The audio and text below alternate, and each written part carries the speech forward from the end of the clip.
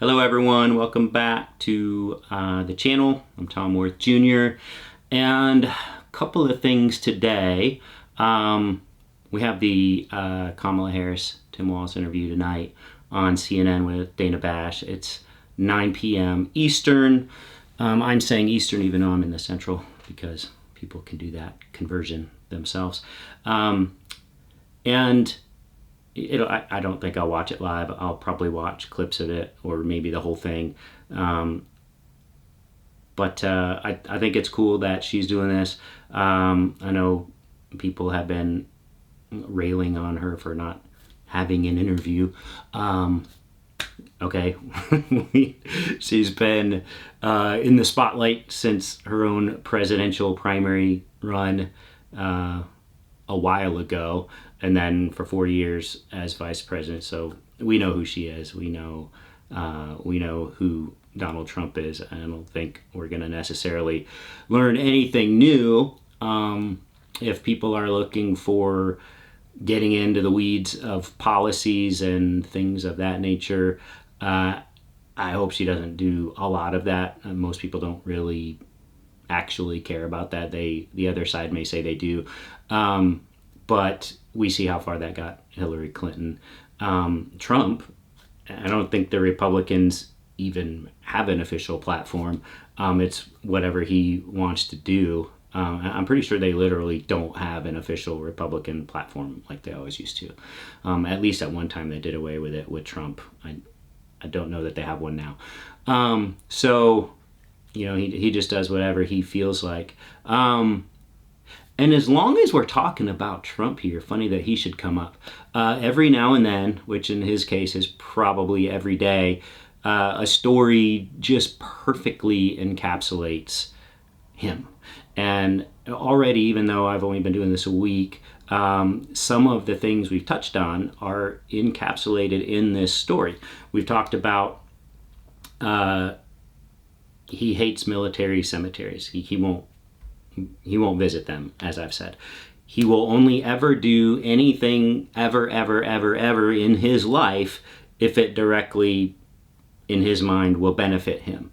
And if you go to work for this guy, you are going to be asked to commit crimes, to be ordered to commit crimes, which could lead to charges, indictments, convictions, fines, prison, loss of the freedom in your life, your name forever besmirched by committing crimes for Donald Trump against other people, against the United States of America. That's what will be asked of you. So this story was the one about Arlington National Cemetery, which is a military cemetery, as we all know. It is one of the most, if not the most, revered cemeteries for U.S. Servicemen in the world. You have others. You have plenty of others all around the world. But Arlington National Cemetery, established at the end of the Civil War on Robert E. Lee's old plantation, is what we're talking about here. And yes, Donald Trump did go to that cemetery. Why? Because what's in it for him? Well, a political campaign, of course, a video opportunity, of course, and just as surely as he had a video crew film him walking across to a church back during his presidency, holding that upside down Bible for proof to all his evangelical followers of how religious he is, followed by a few years later, hey, I need some money, I'm going to sell my own Bible. Okay, I'm losing track here. Let's get back to the story at hand. Trump campaign and Arlington Cemetery staff clash at event. This is something I found on the BBC. He brings a film crew to film himself with some families of people who lost their lives in service to this country over in Afghanistan. A war that Trump wanted to end, a war that Biden did end. There was never going to be a nice, easy way out of that conflict. That's why it took so dang long to to end it. And it is truly tragic how it all went down. I don't think it goes any better no matter who does it. Could have gone worse, would have gone differently, I'm sure, but you can't say it would have gone any better. Absolutely tragic. But that's what these people do. They give their lives for their country, and they do so willingly. And that's unimaginable for most people, certainly for Trump. He has to film it. You're not allowed to film at Arlington National Cemetery. You're not allowed to film at military cemeteries. That's for a reason. I did some photography and video stuff, not at, like a paid photographer or paid videographer, but I was really into that, and I still am.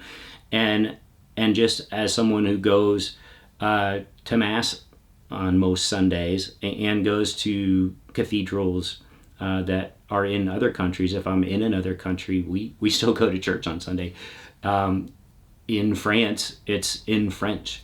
In Italy, it's in Italian. In parts of Belgium, it's in Flemish. It's the same. It's the universal Catholic Mass. It's just in a different language. And we will go to these places.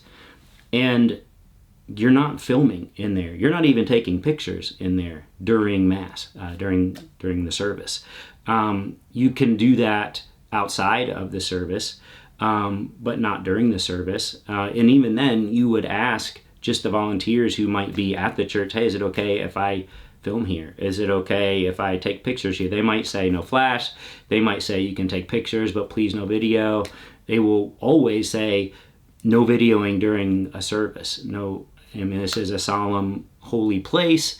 People are communing with God. You can't be videoing that. So, of course, Trump should know this. He was president for 4 years. You're not able to do that. Of course, his team should know this. And I question if they actually know it because they don't really pay attention to this kind of thing. But still, you have a job. You are coordinating things, and you will know. And the cemetery said they informed them ahead of time, you can't do this. Still, they show up with the families. They show up with the camera crew. Now, any decent former president would say, like a George W. Bush, like a Barack Obama, like anyone you could ever imagine, if they want to do something like this, they're not having film crews there to do it. They're there with the families, and it's so basic. But Trump not only doesn't respect the dignity and the honor of the place and the fallen. They get into a physical and verbal altercation with the cemetery staff. What are these families thinking who are there? I mean, they may be Trumpers through and through, that's fine, and they may completely support this. In fact, some of them said he had our permission to film. Okay, it's not his permission to give, it's the cemetery's permission, and it's like this at all U.S. military cemeteries. Apparently, I read this just like anyone could. They do it anyway, and that's another thing, another hallmark of Trump. He'll know it's illegal. He'll do it anyway. You can't touch me. You can't stop me. And in some cases, in this case, they still couldn't stop him because the campaign still posted video of it. So nobody stopped him, and the guy tried. The person tried. I don't know if it was a guy or a girl. They won't release any information about the employee for fear of reprisal from Trump supporters or the Trump campaign. Go figure. The Utah person in the delegation, I believe it was the governor of Utah, was part of this as well. I mean, Utah, we just got there for the first time this summer for a family wedding, and I love that state. That's awesome. That's about as red as it gets, but not in the typical Trumpy red way, our Trump way of most of the red states, like Texas, for instance. That you still have to answer to your decent, upstanding citizens who are Republican, but they're not Trumpers. And he actually had to put out a statement, his campaign did, that said, yeah, they shouldn't have done that. It wasn't intended to be campaign material. Yeah, okay. You're with Trump and video crews. You can't tell me that's not intended to be campaign material. But at least he apologized. At least he owned up to what he did and what he was a part of. The Trump campaign, for its part, did not. It is fighting against this. It is blaming the Arlington National Cemetery employee. Despicable. But that's Trump. Another brief item is where are we at here? Yeah, we can go a little longer. The Mark Zuckerberg thing. Anytime you see him doing anything, you have to question his motives. He's like Musk and like Trump. He will do and say anything to increase the power of his company and the power of himself. Doesn't like answering to anyone, but he is a strategic thinker. He does think long term.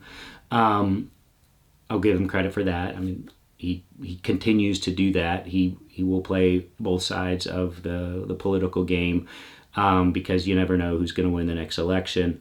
In an open letter to Jim Jordan, it tells you all you need to know who his audience is for this. He goes into why some things he did during COVID to actually try to avoid misinformation around COVID lies.